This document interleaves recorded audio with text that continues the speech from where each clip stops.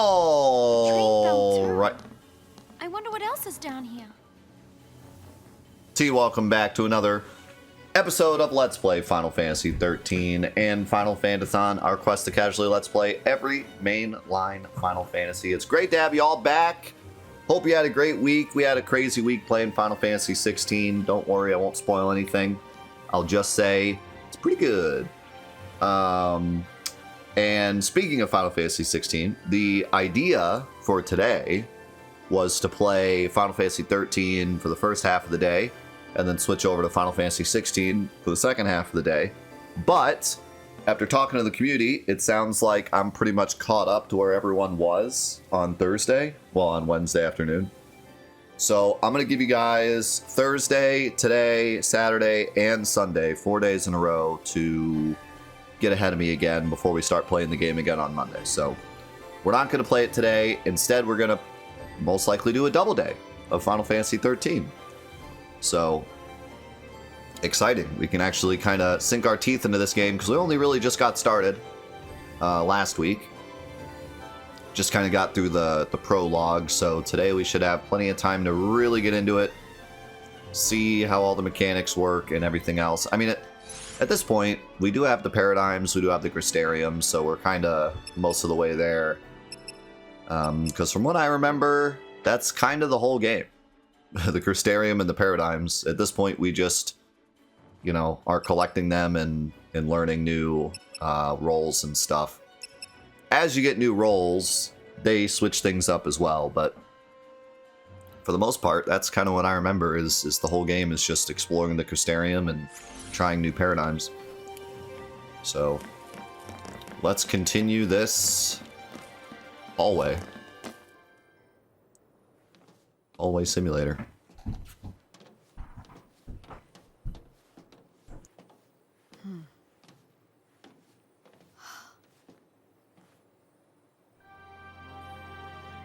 Sarah. Sarah! Sarah. I'll get you out of there.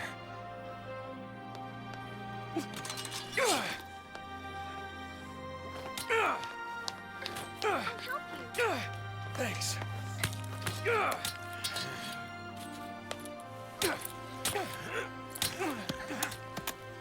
Love this group effort.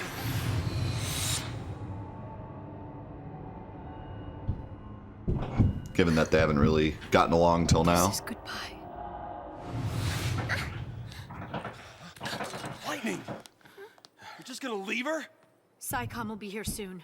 If they find us, we're all dead. You think Sarah'd want that? You think you know how she feels? If I leave her, then I'll never know. We'll be fine. I can handle anything they throw at us. No one will die. I'll protect Sarah. And Cocoon.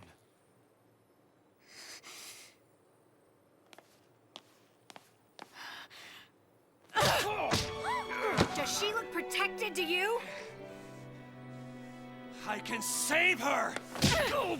What can you possibly do? Whatever it takes!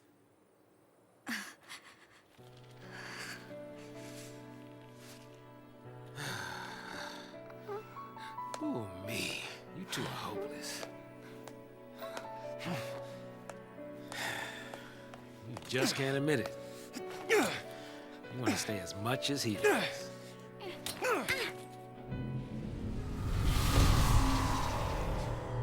And we're all dead.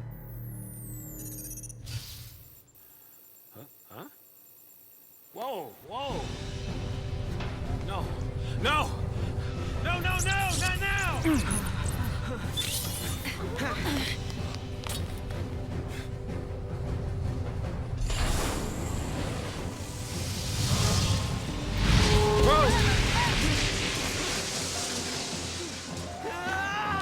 Stand back! Hope run.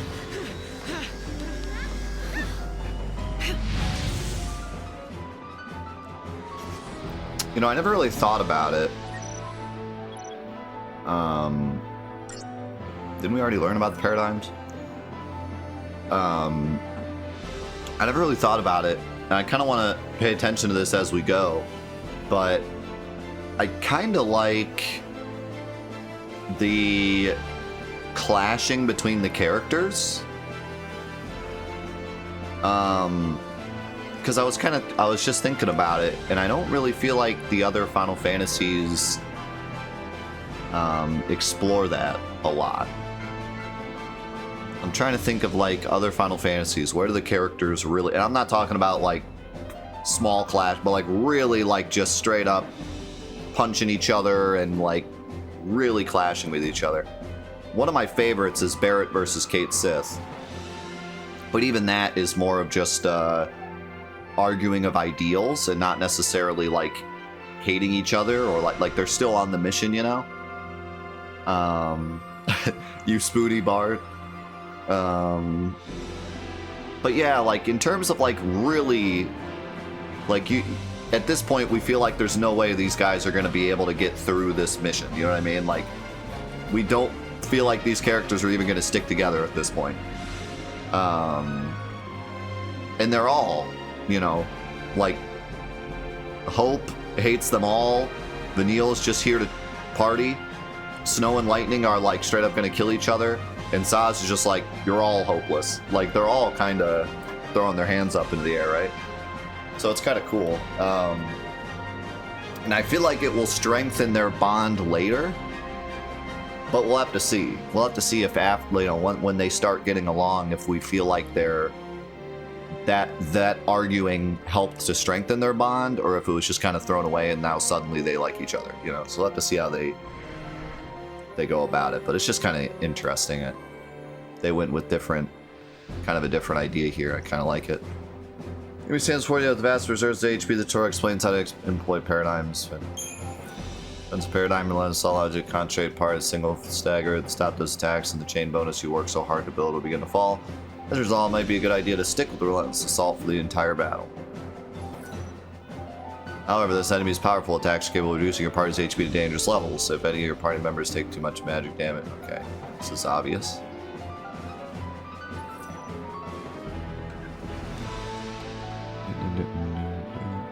Yeah, okay. Pretty much already know that.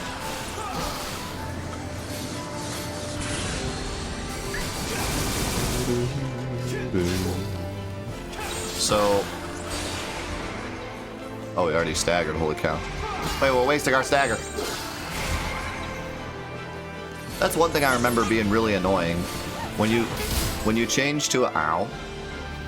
I can't stop now. What's happening? Did I die? Oh my... Wait, what? I didn't even get to see my health bar. I was switching paradigms and suddenly I just died.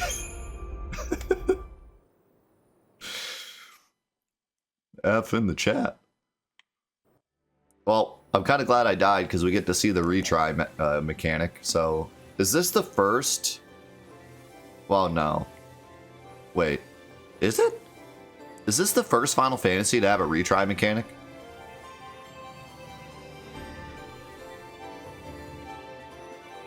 I think it is.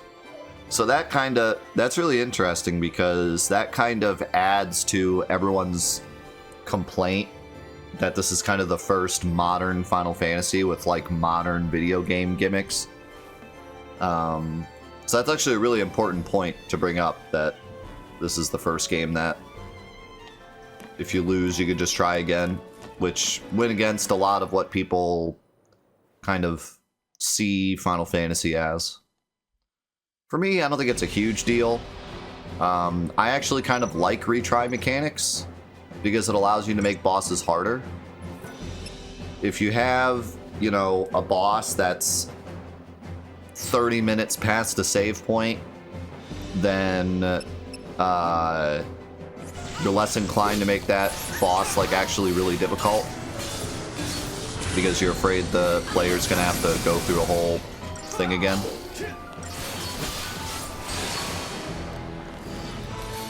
So I kind of like the retry mechanic, but also like Final Fantasy VII almost always has a save point right before bosses. So nice. I can't stop now. So that kind of fulfills the same purpose. So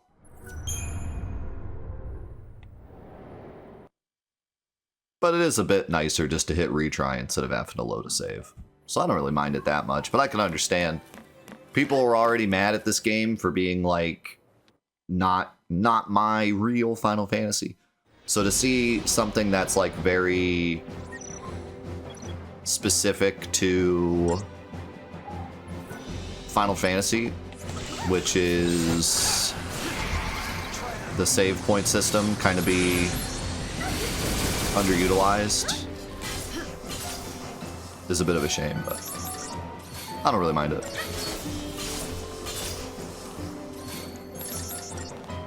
Hurry up, heal me. No. No.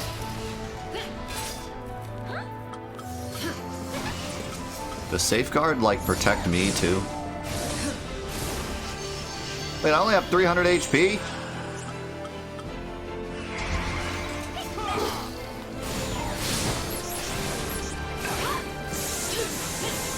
Oh, this thing takes a lot of thunder damage.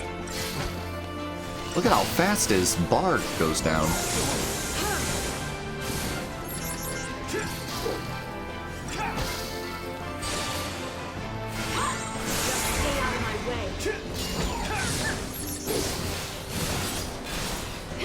Yeah, so I saw some people complaining about the auto battle thing. But keep in mind that the auto battle thing is more, like I said last week, it's kind of more of like a shortcut. It's not like your typical Square Enix auto battle system where like you don't have to do anything and the game just plays itself. It's more of like when the enemy's staggered and you want to quickly get damage in, instead of going into the ability thing and having to spam attack, you can instead just hit auto battle so it goes faster. That's kind of what it's for. It's not to make the game free.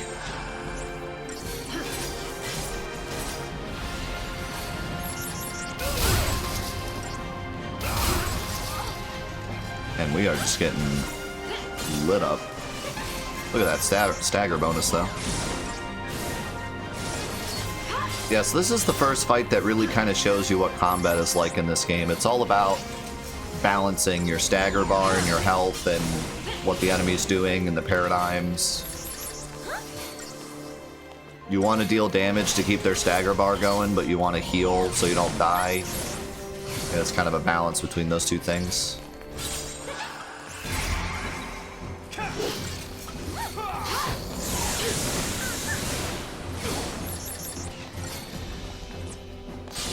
I forget how to cancel my... Maybe it's triangle. Yeah, it's triangle, okay. I couldn't remember how to just do one action instead of filling up your whole bar. 3 stars. Lame.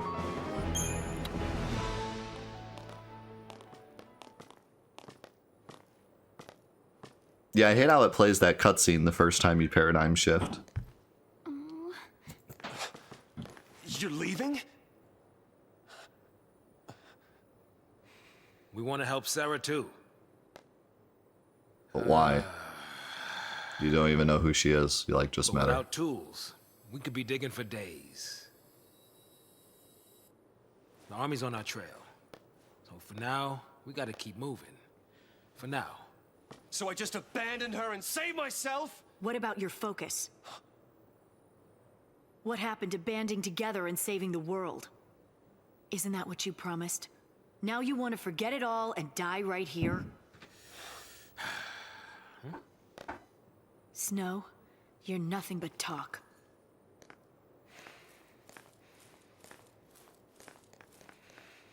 Kind of are. Lightning! I'll do whatever it takes. I'll finish this focus and keep Sarah safe. That's my promise. Great job so far.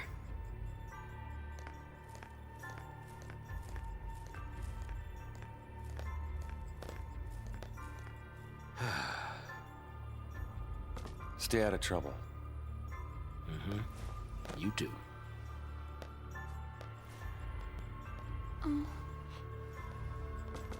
Get going. But Later. Okay. Okay.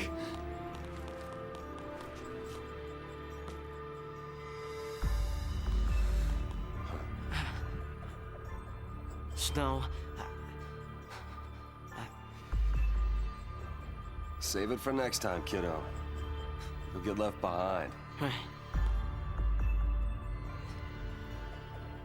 but It's okay, Hope. Light'll take care of you. We'll meet again. yeah, count on it.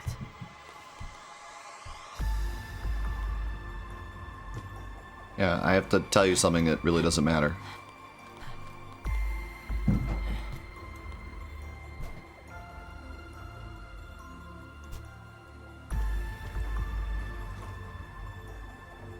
I'll get you out of there.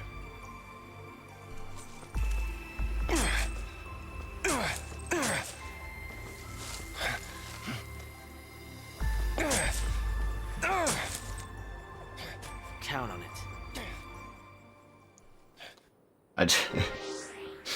I just do not get the whole Snow Hope thing. It's so stupid. Like, it just doesn't make any sense. Now he's talking as if like they're friends, but he has something awful he has to tell him. Like he said, like he hates him. He hates his guts. But now he's like, count on us seeing again so I can finally tell you this thing that I need to tell you so we can love each other. Like, it's so weird. Like, it does not come across as like this, I hate you so much. It's more of like a, I want you around, but I have to tell you this. Like, I don't know. I'm not sold on it at all. No, it's not just he's struggling with his feelings. Like, he knows his feelings. He's just a whiny baby that can't tell him because he's a whiny baby. He knows what he wants to say, which the other reason I'm not sold on it is because what he wants to say is stupid. If it was like I agreed with him, like if I agreed with Hope, but he couldn't manage the courage to tell Snow, then I could be like on his side. Then I could be like, oh man, one of these days he's finally gonna give him what's for. But what he wants to tell him is stupid, and I don't agree with it. So like, this whole time I'm just waiting for this moment where he finally says it so I can be like, yeah, you're dumb. Because what he wants to tell him is that it's his fault, and it's not his fault. So it's like, I don't know, I'm just not sold on it at all. Like, it doesn't... The whole idea of him finally telling Snow what he wants to tell him isn't interesting to me at all. Especially after he treated him and Sarah, who we're supposed to like Sarah. Like, part of this whole journey is saving Sarah, so we're supposed to like Sarah. And Snow, or Hope was literally like, yeah, Sarah can die. Sarah's a Val C, so she can die a horrible death. I don't care. They're all demons. So how am I supposed to like Hope? How am I supposed to care about Hope's character arc when, I mean, you know, it's just weird. Like, I don't know. I don't understand Hope at all as a character. I don't get if I'm supposed to like him, if I'm supposed to hate him, if I'm supposed to just put up with him. You know, like, I don't get it. I just think he's very unlikable, and not in a way that's like adding to the story. Just in a way that's like annoying. And it, you know, I saw some people saying like, he's annoying, but he's supposed to be annoying. It's like, yeah, but again, like I said last week, like there has to be a payoff, or there has to be like a reason. And for me, I just disagree with, like, I just kind of want him out of my party. Like, I don't, you know.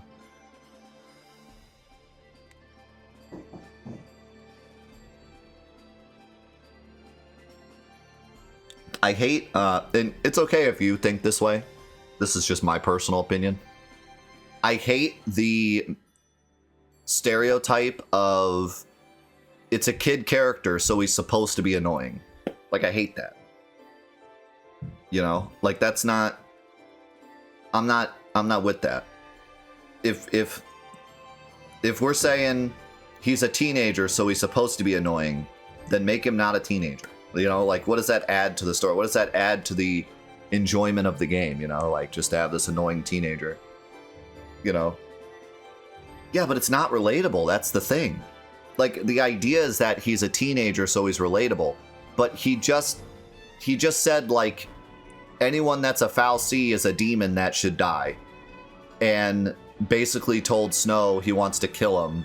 And every time there's any kind of scary enemy, he runs away with his tail behind it, in between his legs. So like, how is that relatable? That's not relatable. I'm not a scared racist. What's relatable about that? You know what I mean? Like, just because he's traumatized doesn't make him relatable. He's a jerk. Like, I really wish they just took out that scene where he yells at Snow. Because then I could probably be behind this. I could probably be like, yeah, okay. He's traumatized. He doesn't know what he feels. You know, we'll see how this ends up. But like I said last week, the first impression of him was so bad that all of this doesn't build up on top of each other. Instead, I just continually hate him more. And that's what's so important about that first impression. When you get a first impression of a character, it changes every other scene with them. If you like them in the first scene, and then they do something bad, you like want to see a redemption for them. But if you hate them in the first scene, and then they do something bad, it just adds on to the amount you hate them. You know? Like, and then it just gets worse and worse and worse. It doesn't become this redemption arc, it becomes this like, you just get more and more reasons to hate him. And I feel like that's the issue. I wish that the first scene with him was just different, you know? I really wish I could take out that scene with him yelling at Snow, and I could take out that scene with his mom, and instead, like, replace it with, what did I say last week? Like, just him having some sort of, like, response to his mom going that's, like, more relatable than just letting her go and then getting mad at Snow.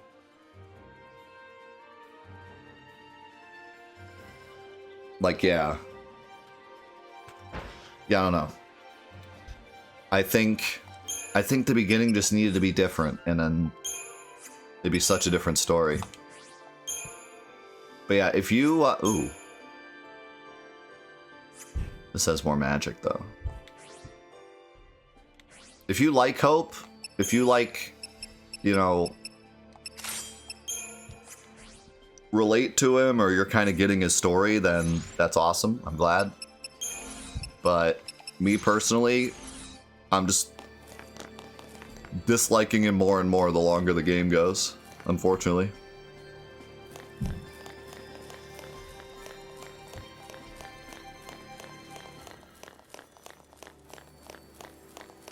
Maybe we shouldn't have left him on his own. Snow, I don't know how I feel about Snow. All we can do is pray he makes it out. I think I remember why I disliked him so much. Because he's the type of... Like, I don't like that type of personality. That, like, I'm gonna be the hero and rescue everyone, and I'm the best, and... You know, doesn't really matter what anyone else says, because I'm just gonna do what Like, he doesn't have any reason behind the words he says. He just kind of... Well, I'm just gonna save everyone. Like, he doesn't think critically. He just thinks with his... I mean, you could say it's like it's thinking with his heart,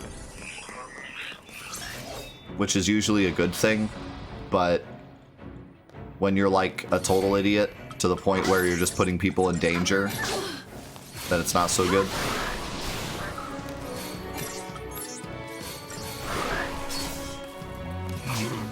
Avon 2.0.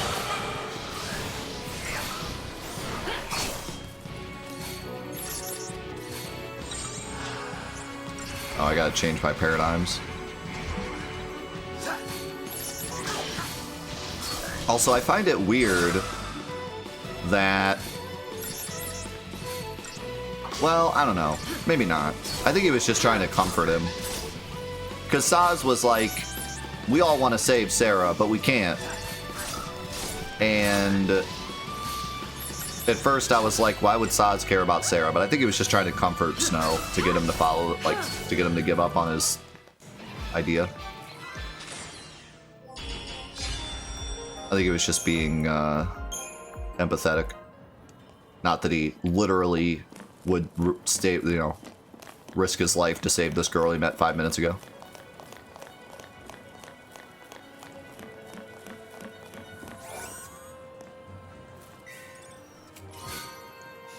Six vials of strange fluid. Great. I love strange fluids. Yeah, think of the gifted sub to Von Gaia and Kid. Thank you.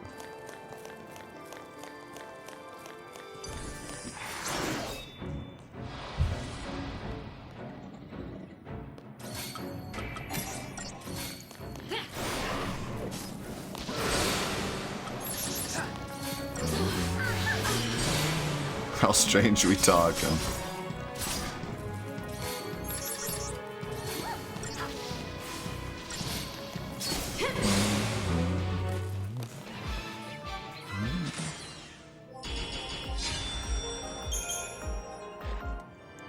Guess I'm getting actual experience now. Alright, so... let's see. I don't remember how long it takes to, like... get stuff. Ooh, I like that. Oh god, I forgot. I hate this. Okay.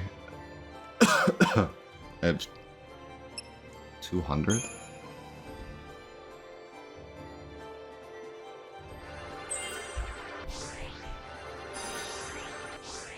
Bolster attack or ruin at head of attack queue when target's chain gauge is empty. Okay. Kind of random.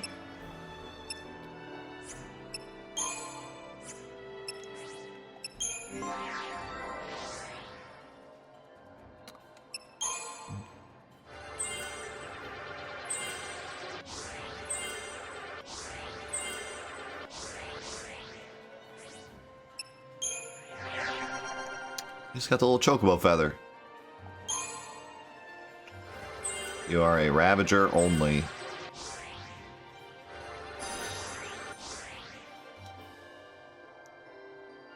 I don't know what to give you. I don't even know what you are. Like, are you a magic caster?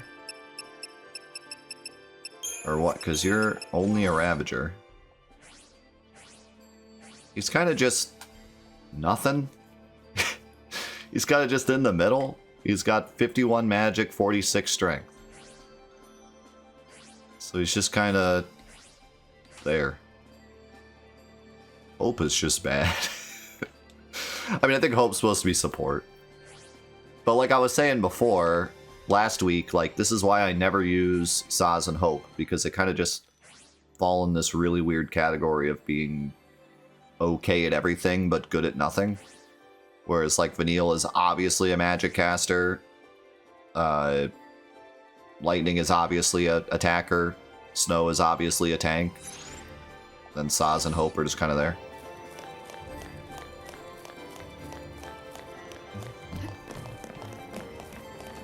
Okay. At least Hope seems a bit more mage support.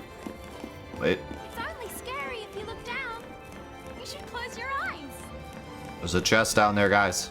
Or a floating ball, 2 floating balls. I need more strange liquids.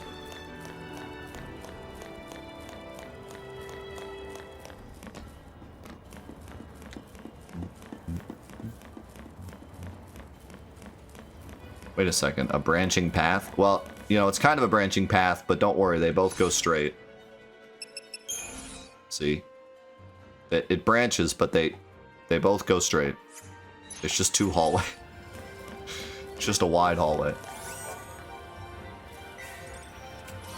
I'm just going to the bathroom.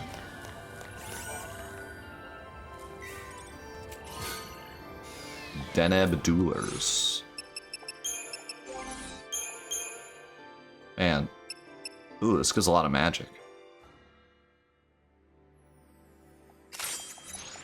I tell you what, this is a breath of fresh air after playing 16. Opening up a chest and getting a weapon for a character and equipping it and having stats go up, what the heck? It's almost like this is an RPG.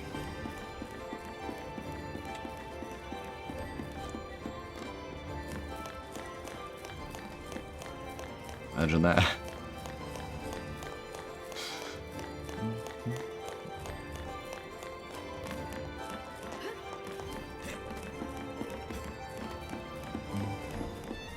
Listen, I love Final Fantasy XVI, but good lord. Talk about a hallway in terms of treasure. There is none.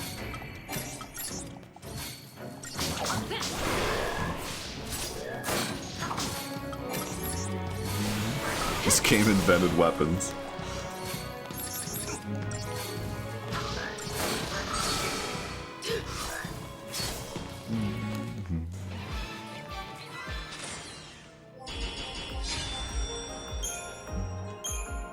Oh, now I got enigmatic fluid. Right. Still couldn't talk to him.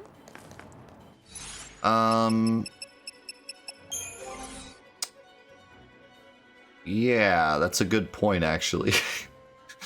I'm pretty sure there's more. Maybe not. There's only strength and magic and HP. And then your passive abilities and your resistances. There's no defense, magic defense, speed, dexterity, luck.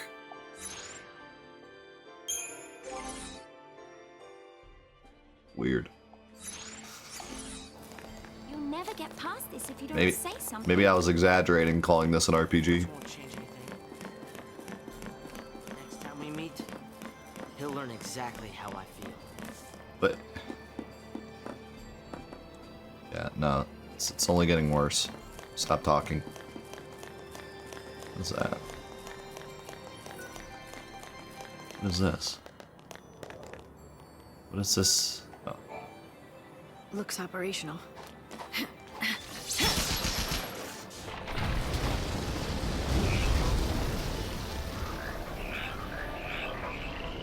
Now you've done it.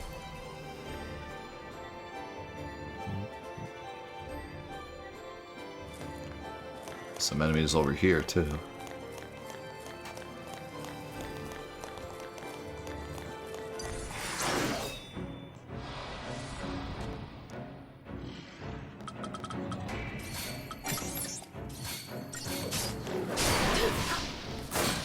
It is really interesting. I think playing Final Fantasy XVI and playing this at the same time is going to give me like a really skewed perception.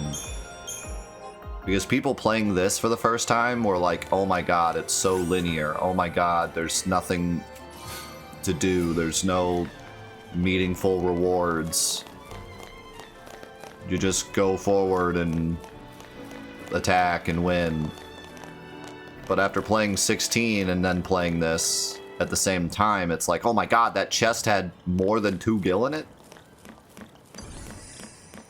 I'm like, so excited.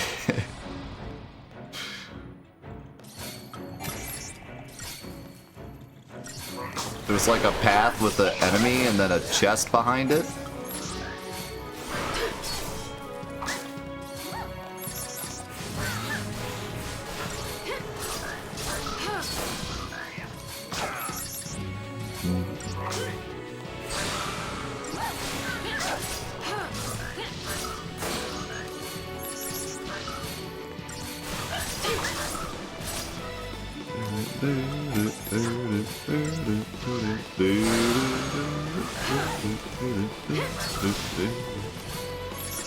Vanille is dead.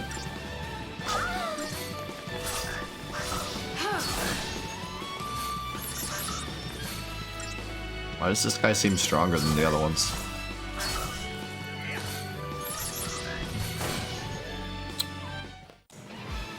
Those guns look like cheese. Yeah, I don't want to go too far into 16, but it's not the linearity of the game, because the linearity of the game actually fits pretty well. It's the equipment system that's the problem. You just get nothing ever. You you get nothing, and then the game just gives you what you need for the next area. Like there's just no like you know how when you're playing, well, I guess that's not true. I don't know how to describe it. It's just the RPG elements are non-existent. Just put it that way. There are no RPG elements at all. It is the most bare bones RPG ever. Now, is that a bad thing? Not really, because it actually goes well with the type of gameplay that the game is trying to do.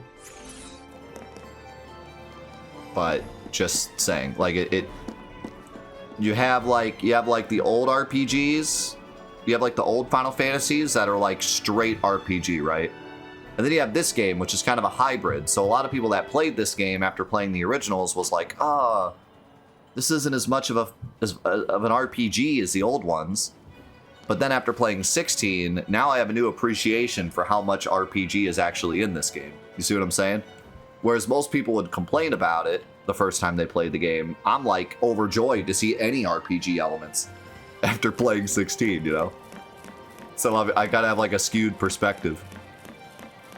Because although 16 is a fantastic game, it is not at its core an RPG by any means. So this kind of makes it kind of accentuates the RPG elements in this game. I'm like, wow, I'm opening chests and getting loot. Here's my new shop. I kind of want this, but I'm poor. Oh, I only need 10 gil. Actually, don't I already have Unicorn Mart?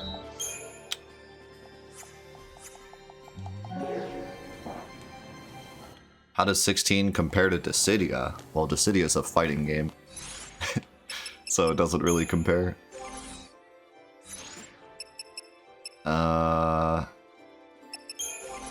Yeah, you already have a power spin. We're good.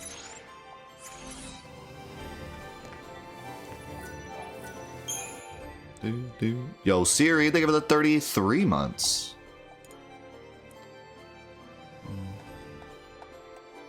Right, I went from almost no RPG to a bit of RPG, so it's making the bit of RPG feel much bigger than it is.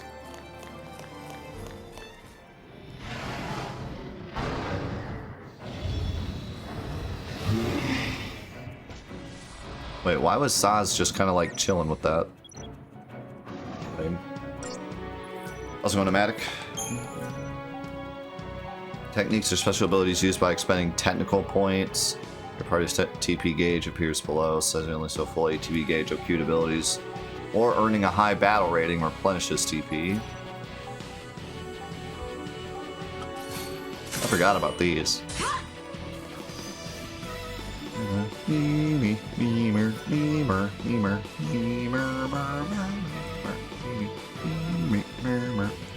Oh, I forgot about that.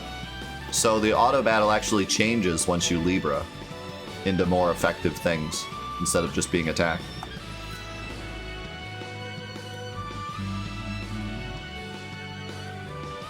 So this is one of the only games where Libra is actually a big deal, because your characters have AI and their AI actually changes depending on what you know from Libra.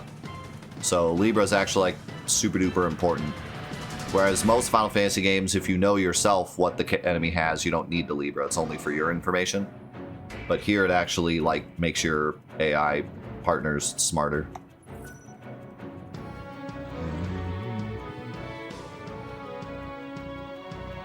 I need to sneeze.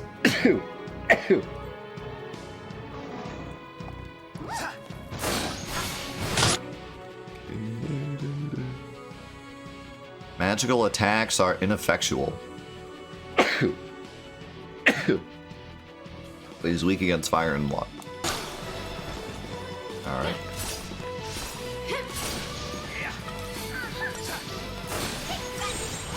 I forgot to change my stuff.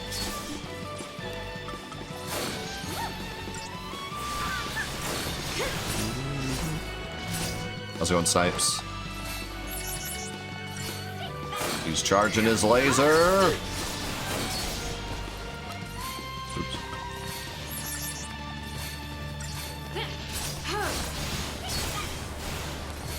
Someone's doing big damage. Saz, I think.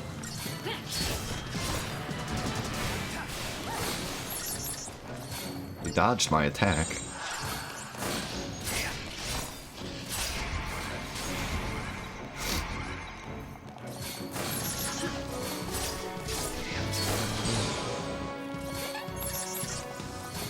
Good thing we staggered him. Doo-doo-doo.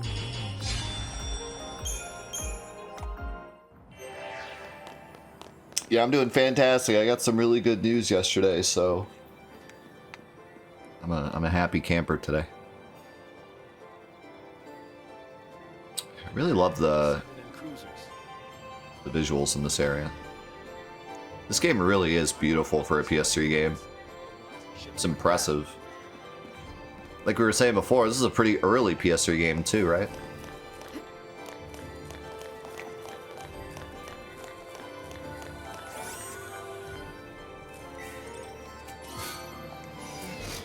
Is that an item that does Libra? Yeah.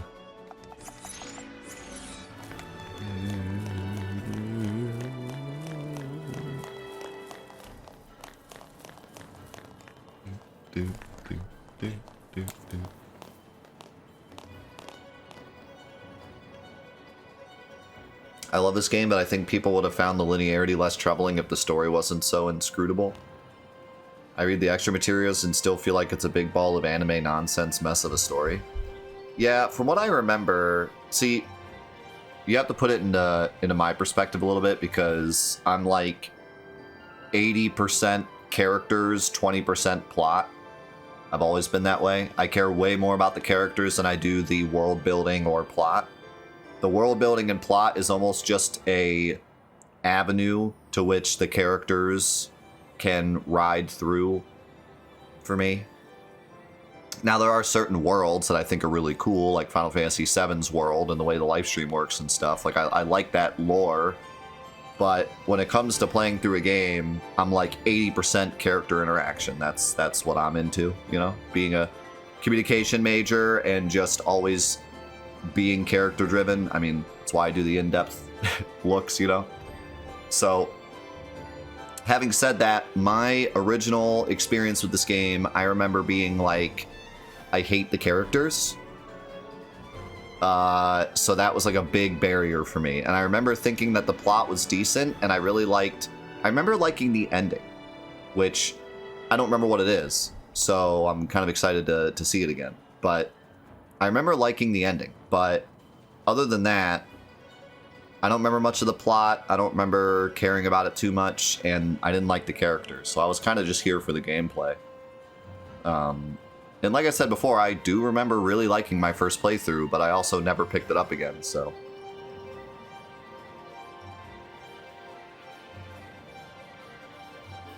Yeah, see, I'm all about that.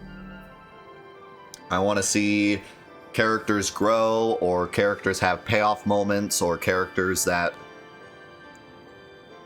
you know, like set up something where I want to see two characters interact, and then at some point they interact, and seeing what happens, and putting characters in crazy situations and seeing how they unfold. Like, all that stuff is definitely the biggest thing for me, at least in terms of story.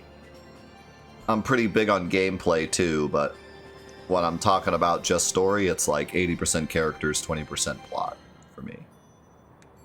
Always been super into the characters and how they build through the story. That should be pretty obvious if you've watched, like, literally any of my Let's Plays at this point. Since I'm always talking about them.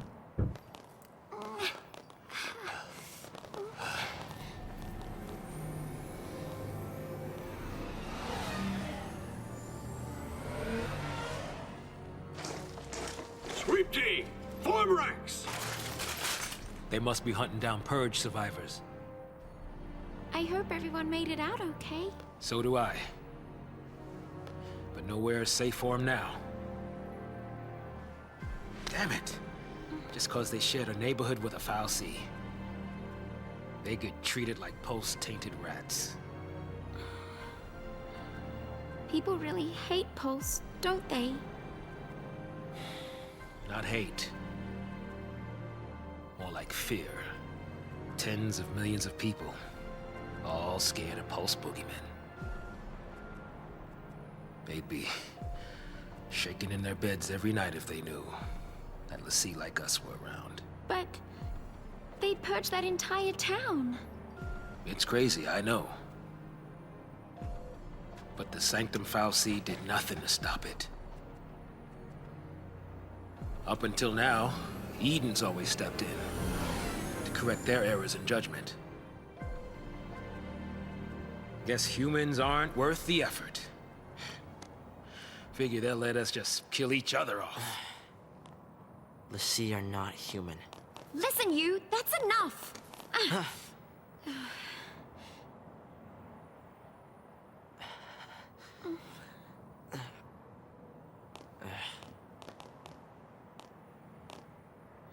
We're still alive. That's something.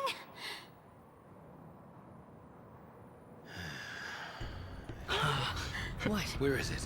I like Vanille desperately trying to find some kind of positive. There! We're alive!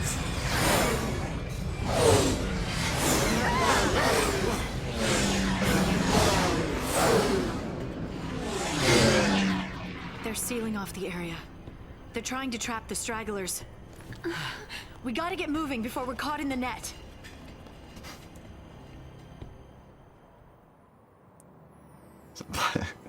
By the way, there were some great comments about Vanille.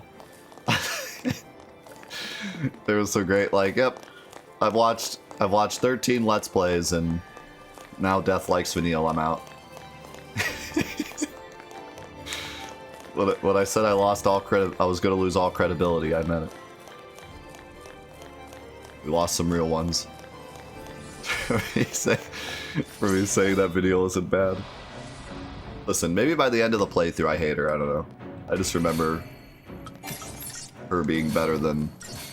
me liking her more than most people, because most people hate her. All my hard work gone. 2.5 years of work, and now I've just ruined it all by saying that Vanille is a okay character. I mean, that's fair. That's, honestly, I understand. I completely understand.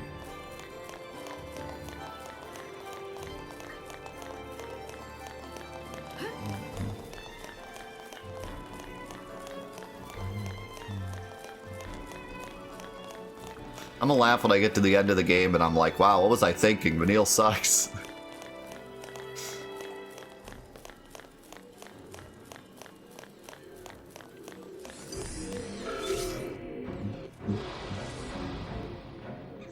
Thanks for nothing past me.